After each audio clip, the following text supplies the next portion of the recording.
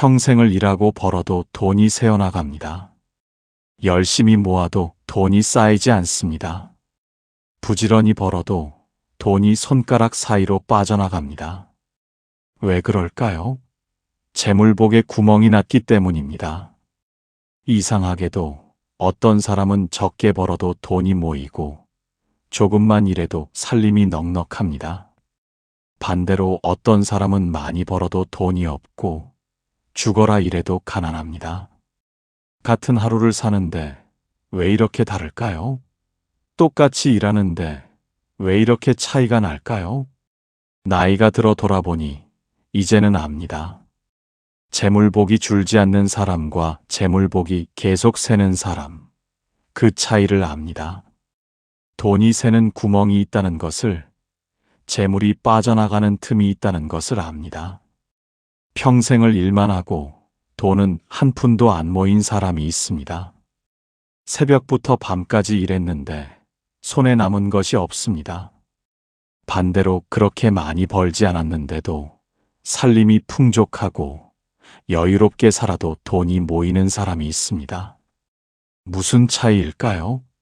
어디에 비밀이 있을까요? 부처님께서 일찍이 밝혀주신 진리가 있습니다. 재물에도 구멍이 있고 그릇이 있다고 하셨습니다. 구멍난 그릇에 물을 부으면 다 새어나가듯 재물을 쌓는 그릇에 구멍이 나 있으면 아무리 벌어도 다 새어나간다고 하셨습니다.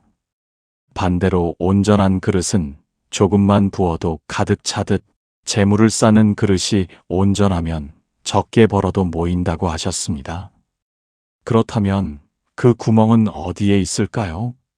어떻게 구멍을 막을 수 있을까요? 어떻게 온전한 그릇을 만들 수 있을까요? 오늘 부처님께서 가르쳐 주신 재물복의 진리를 전하겠습니다.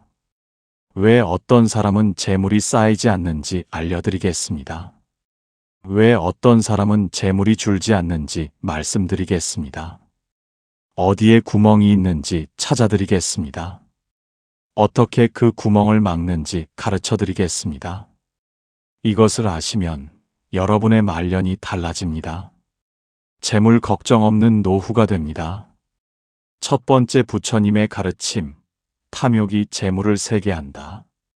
어느 날 한 제자가 부처님께 여쭈었습니다. 스승님, 저는 평생 가난합니다. 열심히 일해도 돈이 모이지 않습니다. 부지런히 벌어도 손에 남는 것이 없습니다. 어찌 된 일입니까? 제자의 목소리에는 한탄이 가득했습니다. 부처님께서 조용히 물으셨습니다. 제자여, 그대는 돈을 벌면 무엇을 하는가? 네, 쓰고 또 씁니다. 무엇에 쓰는가? 이것저것 사고 싶은 것을 삽니다. 더 큰 집을 원하지 않는가? 네, 원합니다. 더 좋은 옷을 원하지 않는가? 네, 원합니다. 더 많은 음식을 원하지 않는가? 네, 원합니다. 부처님께서 말씀하셨습니다. 그것이 그대가 가난한 이유니라. 그대의 마음에 탐욕이 있기 때문이니라.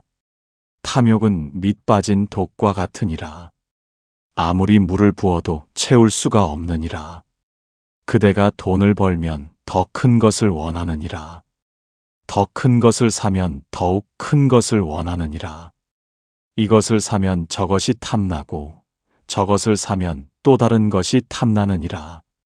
그렇게 끝없이 원하고 끝없이 사고 끝없이 쓰다 보면 돈은 다 새어나가고 마느니라.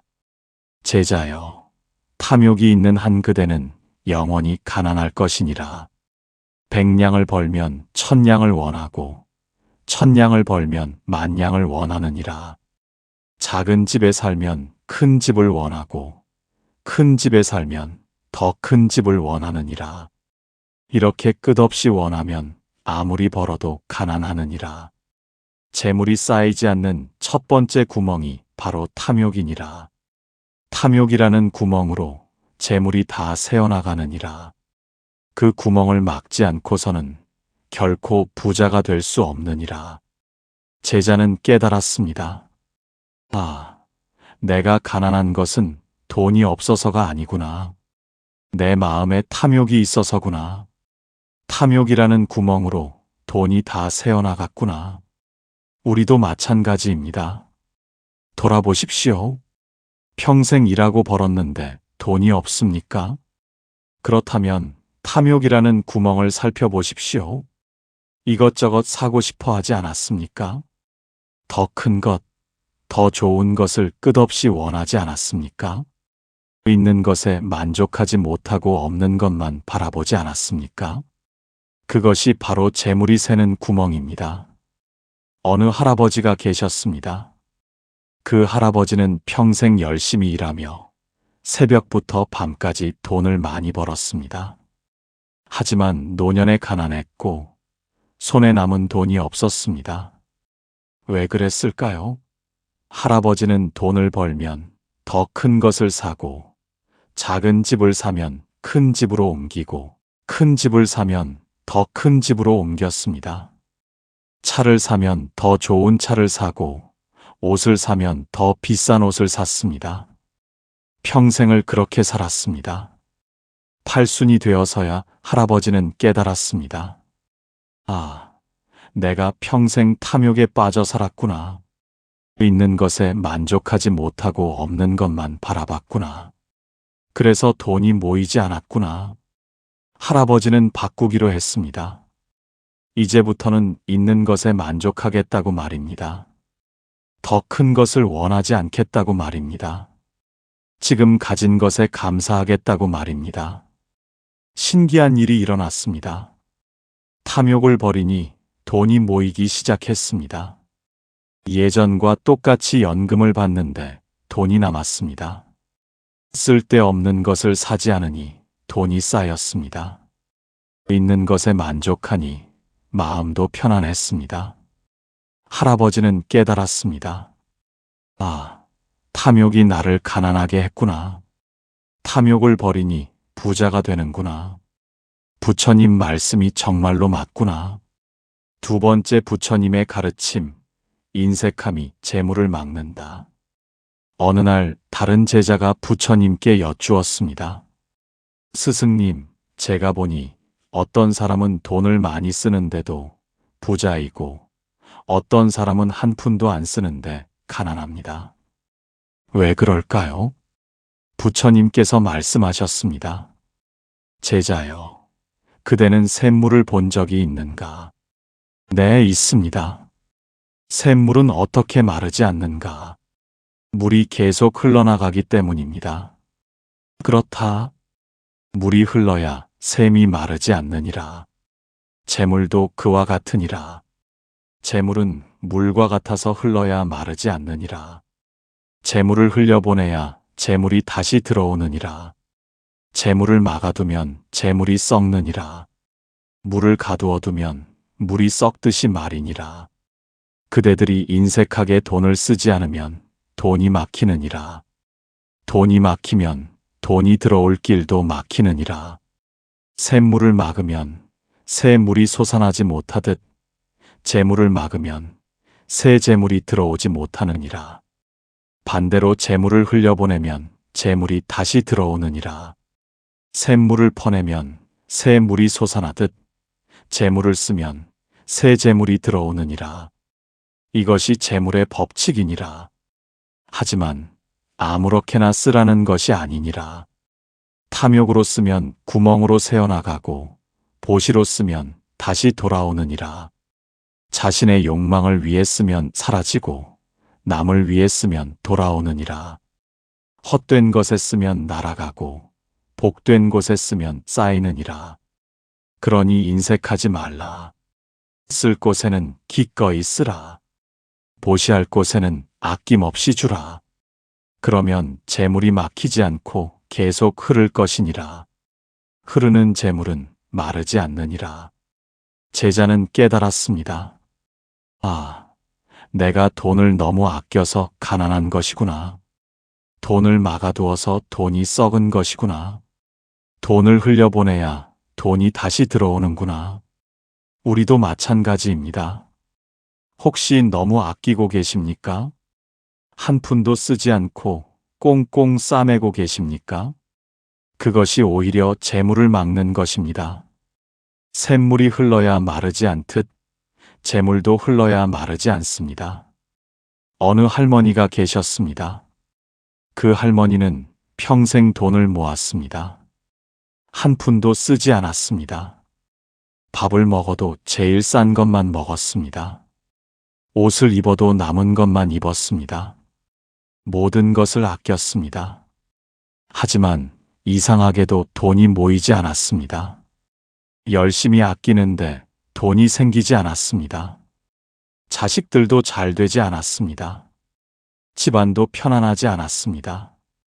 칠순이 되어서 할머니는 깨달았습니다. 아, 내가 너무 인색하게 살았구나. 돈을 막아두어서 돈이 썩었구나. 할머니는 바꾸기로 했습니다. 이제부터는 쓸 곳에 쓰겠다고 말입니다. 자식에게 용돈을 주고 손주에게 선물을 사고 절에 가면 보시를 하고 어려운 이웃을 도왔습니다. 복된 곳에 돈을 쓰기 시작했습니다. 신기한 일이 일어났습니다. 돈을 쓰니 돈이 들어오고 자식이 효도를 하고 손주가 용돈을 드리고 뜻하지 않은 돈이 생겼습니다. 예전보다 더 풍족해졌습니다. 할머니는 깨달았습니다. 아, 인색함이 재물을 막았구나. 흘려보내니 돌아오는구나. 부처님 말씀이 정말로 맞구나. 세 번째 부처님의 가르침, 자랑이 재물을 날린다. 어느 날 또 다른 제자가 부처님께 여쭈었습니다. 스승님, 제가 보니 돈을 많이 가진 사람이 오히려 돈을 잃고 돈이 적은 사람이 오히려 돈을 지킵니다. 왜 그럴까요? 부처님께서 말씀하셨습니다. 제자여, 그것은 교만 때문이니라. 재물을 가진 사람이 교만해지면 재물을 잃느니라. 재물을 자랑하면 재물이 날아가느니라. 그대들이 돈이 많다고 자랑하면 어떻게 되겠는가? 남들이 시샘하느니라. 남들이 욕심을 내느니라. 도둑이 노리느니라. 사기꾼이 찾아오느니라. 그렇게 자랑하다가 재물을 잃게 되느니라. 또한 교만해지면 함부로 쓰게 되느니라. 돈이 많다고 우쭐대며 함부로 쓰느니라. 쓸데없는 것에 돈을 낭비하느니라.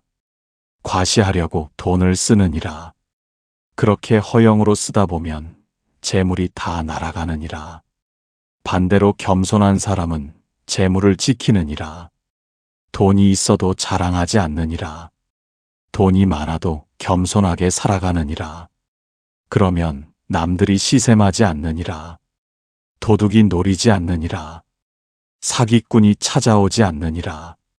또한 겸손하면 함부로 쓰지 않느니라. 아껴 쓰느니라. 신중하게 쓰느니라. 복된 곳에만 쓰느니라. 그렇게 겸손하게 살면 재물이 지켜지느니라. 그러니 자랑하지 말라. 교만하지 말라. 돈이 있어도 없는 것처럼 살라. 부자여도 겸손하게 살라. 그러면 재물이 날아가지 않을 것이니라. 제자는 깨달았습니다. 아, 자랑이 재물을 날리는구나. 교만이 재물을 잃게 하는구나. 겸손해야 재물을 지킬 수 있구나. 우리도 마찬가지입니다. 혹시 자랑하고 계십니까? 돈이 있다고 뽐내고 계십니까? 자식이 잘 된다고 떠벌리고 계십니까? 그것이 오히려 화근입니다. 자랑하면 시샘을 받습니다. 교만하면 화를 당합니다. 어느 할아버지가 계셨습니다.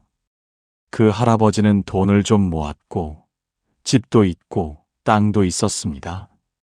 그래서 자랑을 많이 하며 만나는 사람마다 자기가 얼마나 잘 사는지 떠벌렸습니다. 그러다 보니 사기를 당했습니다. 좋은 투자처가 있다는 말에 속아서 돈을 잃었습니다.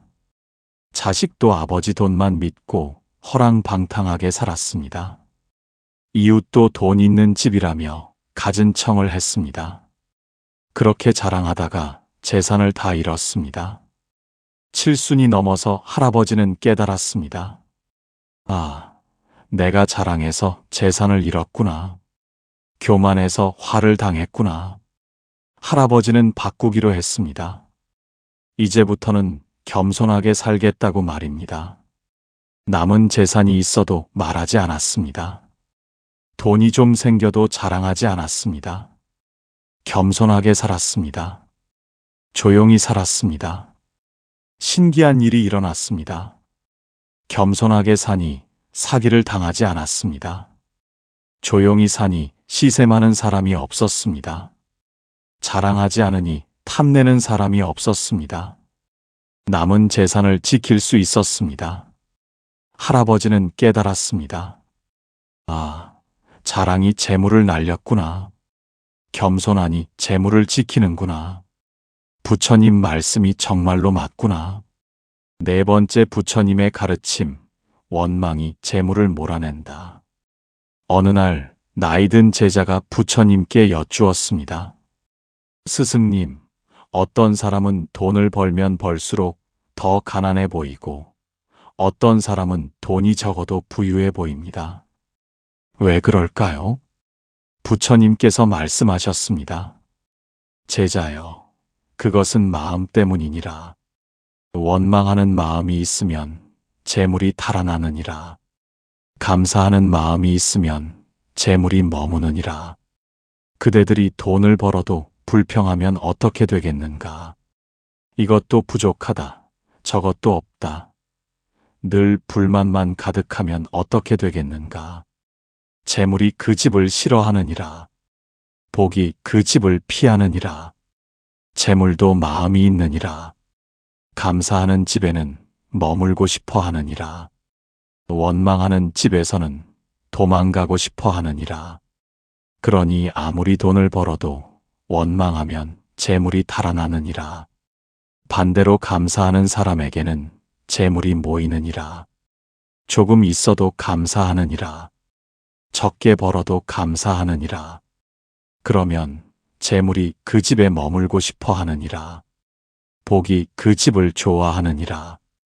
그러니 원망하지 말라. 불평하지 말라. 있는 것에 감사하라. 벌 수 있음에 감사하라. 쓸 수 있음에 감사하라. 그러면 재물이 그대를 떠나지 않을 것이니라. 제자는 깨달았습니다. 아, 원망이 재물을 몰아내는구나. 감사해야 재물이 머무는구나. 마음이 재물을 부르는구나. 우리도 마찬가지입니다. 혹시 불평하고 계십니까? 돈을 벌어도 부족하다고 불평하십니까? 있는 것에 감사하지 못하고 없는 것만 원망하십니까? 그것이 재물을 몰아내는 것입니다. 어느 할머니가 계셨습니다. 그 할머니는 평생 원망하며 살았습니다.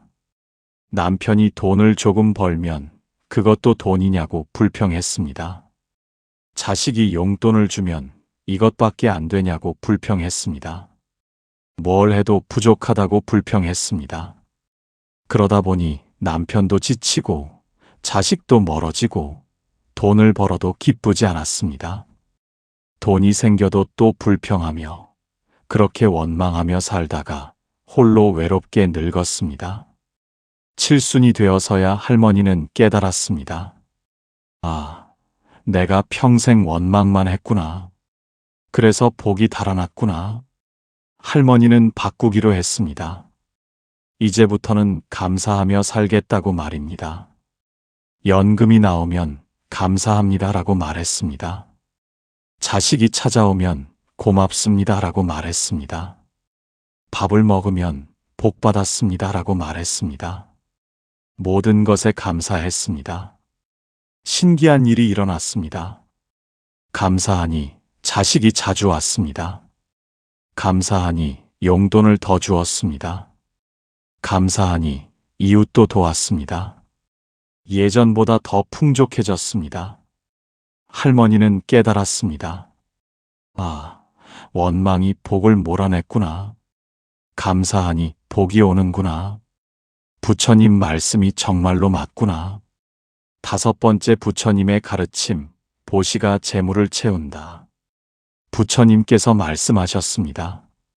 그대들이여, 재물을 지키는 가장 확실한 방법을 알려주리라. 그것은 바로 보시니라. 재물을 지키려면 보시하라. 재물을 늘리려면 보시하라. 재물을 쌓으려면 보시하라. 한 제자가 의아해했습니다. 스승님, 재물을 지키려면 모아야 하지 않습니까? 어찌 보시하라 하십니까? 부처님께서 웃으셨습니다. 그대여, 씨앗을 땅에 뿌리는 것을 아는가? 네, 압니다.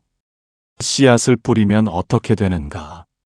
싹이 나고 자라서 열매를 맺습니다. 그렇다. 씨앗 하나를 뿌리면 열매 100개를 거두느니라. 보시도 그와 같으니라. 보시는 씨앗을 뿌리는 것이니라. 복의 씨앗을 뿌리는 것이니라. 재물의 씨앗을 뿌리는 것이니라. 지금 하나를 주면 나중에 100개를 받느니라. 지금 100냥을 보시하면 나중에 10,000냥을 받느니라. 그러니 아깝다고 움켜쥐지 말라. 씨앗을 움켜쥔다고 열매가 열리겠는가? 씨앗을 뿌려야 열매를 거두느니라. 보시를 해야 복을 받느니라. 재물을 흘려보내야 재물이 돌아오느니라. 하지만 아무데나 보시하라는 것이 아니니라. 좋은 밭에 씨를 뿌려야 좋은 열매를 거두듯 복된 곳에 보시해야 복을 받느니라. 부모님께 효도하고 스승을 공경하고 가난한 이를 돕고 절에 공양하고 병든 이를 돌보라. 그것이 좋은 밭에 씨를 뿌리는 것이니라. 그렇게 보시하면 재물이 줄지 않느니라. 오히려 늘어나느니라. 씨앗을 뿌린 만큼 열매를 거두느니라. 100배로 1000배로 돌아오느니라. 이것이 재물의 진리니라. 어느 스님이 계셨습니다. 그 스님은 가난하고 가진 것이 없었지만 보시를 많이 했습니다. 공양을 받으면 다른 스님들과 나누고 보시를 받으면 가난한 이들에게 주며 늘 베풀며 살았습니다. 그러니 신기한 일이 일어났습니다. 보시를 하니 오히려 더 많이 받았습니다. 나눠주니 더 많이 들어왔습니다. 베푸니 더 풍족해졌습니다. 스님은 가난했지만 부족함이 없었습니다. 사람들이 물었습니다. 스님, 어떻게 이렇게 베푸는데도 부족함이 없으십니까? 스님이 웃으며 말했습니다. 나는 그저 씨앗을 뿌릴 뿐이라네. 씨앗을 뿌리니 열매를 거두는 것이지. 보시하니 복을 받는 것이지. 우리도 마찬가지입니다. 보시하십시오. 나누십시오. 베푸십시오. 부모님께 효도하십시오. 절에 공양하십시오. 어려운 이웃을 도우십시오. 그것이 복의 씨앗을 뿌리는 것입니다. 재물의 씨앗을 뿌리는 것입니다. 어느 할아버지가 계셨습니다. 그 할아버지는 평생 모으기만 했습니다. 한 푼도 쓰지 않았습니다. 보시는 생각도 못했습니다. 그렇게 모으기만 하다가 병이 들었습니다. 모은 돈을 병원비로 다 썼습니다. 80이 넘어서야 할아버지는 깨달았습니다. 아, 내가 평생 잘못 살았구나. 모으기만 하고 베풀지 않았구나. 할아버지는 바꾸기로 했습니다. 남은 재산으로 보시하겠다고 말입니다. 절에 공양을 올리고 가난한 이웃을 돕고 손주 학비를 내고 복된 곳에 돈을 썼습니다.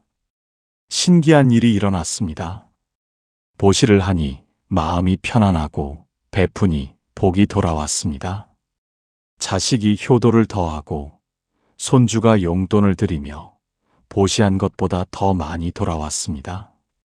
할아버지는 깨달았습니다. 아, 보시가 복을 부르는구나. 씨앗을 뿌리니 열매를 거두는구나. 부처님 말씀이 정말로 맞구나. 부처님께서는 재물복을 지키는 3가지 실천법을 가르쳐 주셨습니다. 첫 번째는 아침 점검 공양입니다. 아침에 일어나면 마음을 점검하십시오. 탐욕은 없는지 살피십시오. 오늘 쓸데없는 것을 사려고 하지는 않는지 점검하십시오. 있는 것에 만족하고 있는지 확인하십시오. 탐욕이 일어나면 즉시 멈추십시오. 더 큰 것을 원하는 마음이 들면 바로 놓으십시오. 지금 가진 것에 감사하십시오. 이렇게 매일 아침 마음을 점검하십시오. 그러면 탐욕이라는 구멍이 막힙니다. 재물이 새어나가지 않습니다. 이것이 첫 번째 공양입니다. 두 번째는 감사 나눔 공양입니다. 돈이 들어오면 감사하십시오. 연금이 나오면 복 받았습니다라고 말하십시오. 자식이 용돈을 주면 고맙습니다라고 말하십시오. 그리고 그 돈의 일부를 나누십시오. 10분의 1이라도 좋습니다. 100분의 1이라도 좋습니다. 적은 돈이라도 보시하십시오. 부모님께 용돈을 드리십시오. 절에 공양을 올리십시오. 어려운 이웃을 도우십시오. 감사하며 나누십시오. 그러면 재물이 막히지 않습니다. 복이 계속 들어옵니다. 이것이 두 번째 공양입니다. 세 번째는 저녁 반성 공양입니다. 잠들기 전에 하루를 돌아보십시오. 오늘 나는 어떻게 돈을 썼는가? 탐욕으로 샀는가? 필요해서 샀는가? 자랑하지는 않았는가? 원망하지는 않았는가?